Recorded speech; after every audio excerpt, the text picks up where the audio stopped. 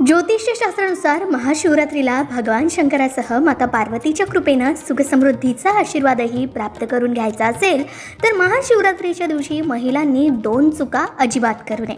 महाशिवरात्रीला रात्री पूजेचं महत्त्व असल्यानं अनेक भक्त दुपारी झोप घेतात. हे चुकीचं मानलं जातं.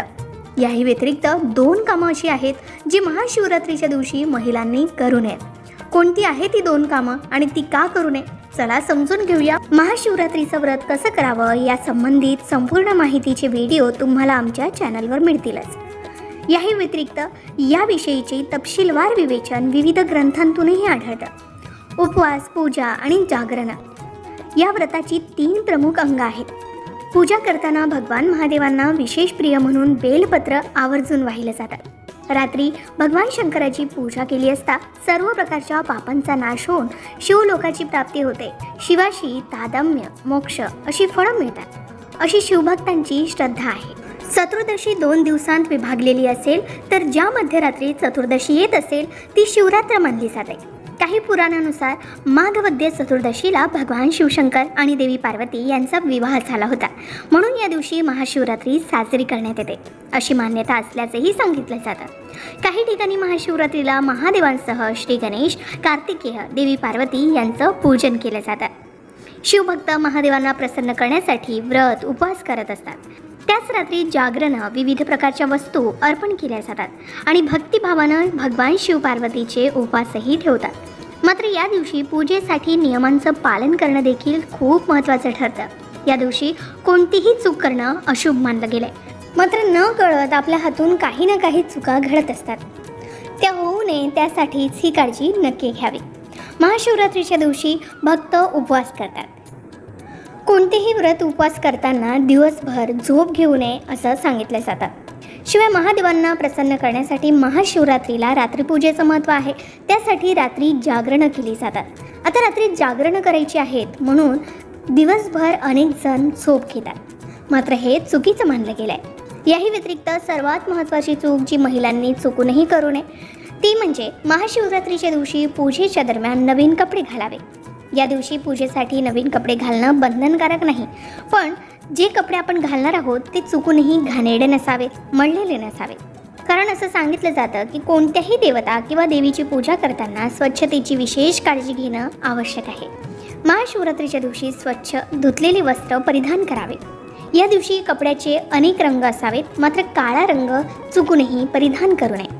कारण हा दिवस भगवान शिव आणि देवी पार्वती यांच्या विवाहाच्या आनंदात साजरा केला जातो. महाशिवरात्रीच्या दिवशी अंघोळ करून पांढरे, लाल, पिवळे आणि केशरी रंगाचे वस्त्र परिधान करूनच पूजा करणं शुभ मानलं जातं.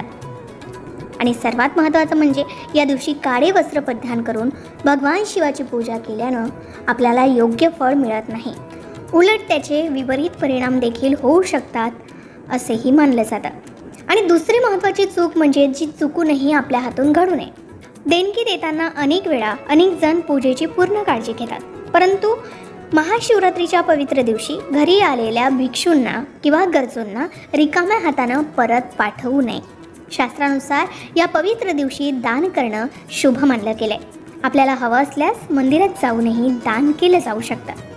शिवाय महाशिवरात्रीच्या दिवशी काही गोष्टी दान केल्यानं त्याचं दुप्पट फळ प्राप्त होतं असं म्हणतात. महाशिवरात्रीच्या दिवशी जलदान केल्यानं पुण्य प्राप्त होतं. शास्त्रात शिवलिंगावर जल अर्पण करणं आणि त्याचं गरजू व्यक्तींना दान करणंही खूप महत्त्वाचं मानलं गेलं. त्यानंतर दूध.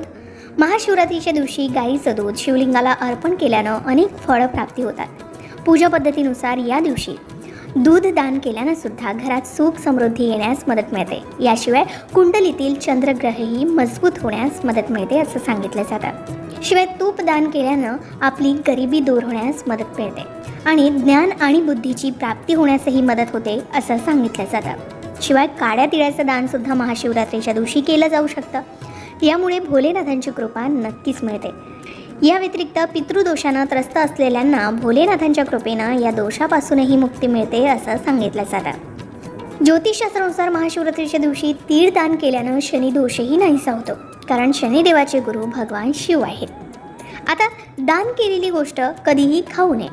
भगवान शंकराला अर्पण केलेल्या वस्तूसुद्धा खाऊ नयेत हे फार कमी लोकांना माहिती असेल, कारण अर्पण केलेल्या पदार्थांचं सेवन करणंसुद्धा अशुभ मानलं जातं. तर अशा प्रकारे या 2 गोष्टी आहेत ज्या महाशिवरात्रीच्या दिवशी चुकूनही करू नये.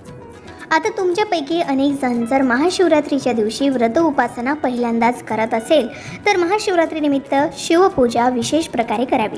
त्या दिवशी संपूर्ण दिवस उपवास करावा, भगवान शंकराचं ध्यान करावं. सकाळी संध्यादी विधी पार पाडून कपाळावर भस्माचा त्रिपुंड लावावा, गळ्यात रुद्राक्षाची माळ घालावी, हातात पाणी घेऊन महाशिवरात्रीच्या व्रताचा संकल्प करावा. ज्यांना संस्कृत मंत्र नीट जमत नसेल त्यांनी हे जगतपते, मी हे महाफलदायी महाशिवरात्री व्रत करत आहे, ते निर्विघ्नपणे पूर्णत्वास जाओ, त्याचं चांगलं फळ मला मिळो, अशी मनोभावे प्रार्थना करावी. संकल्पाचं अर्घ्य देऊन झाल्यावर पूजा आणि जप होईपर्यंत मौन पाळावं. पूजा करताना शिवपंचाक्षरी मंत्राचा जप करावा अथवा महादेवांच्या कोणत्याही तुम्हाला येत असलेल्या मंत्राचा जप करावा.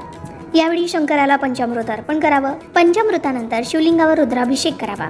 त्यानंतर सुगंधी फुलं, बेलाची पानं, धोत्र्याची फुलं, धूप, दीप, अगरबत्ती हे सर्व भगवान शिवाला अर्पण करून मनोभावे पूजा करावी. नैवेद्य दाखवून निरांजन ओवाळावं आणि आरती करावी. पूजेच्या शेवटी प्रार्थना करून महादेवांची करुणा भागावी. आधी सांगितल्याप्रमाणे ही सर्व पूजा झाल्यानंतर प्रदक्षिणा आणि नमस्कार करावा. यावेळी सुद्धा शिवपंचाक्षरी मंत्र ओम नमः शिवाय या मूलमंत्राचा 108 वेळा जप करून पूजेची समाप्ती करावी. महाशिवरात्रीच्या दिवशी भगवान शंकर मंदिरात भाविकांची गर्दी होत असल्यानं तसेच मंदिरात जाऊन दर्शन घेणं शक्य नसल्यास शक्यतो घरीच यथासांग पूजा करावी.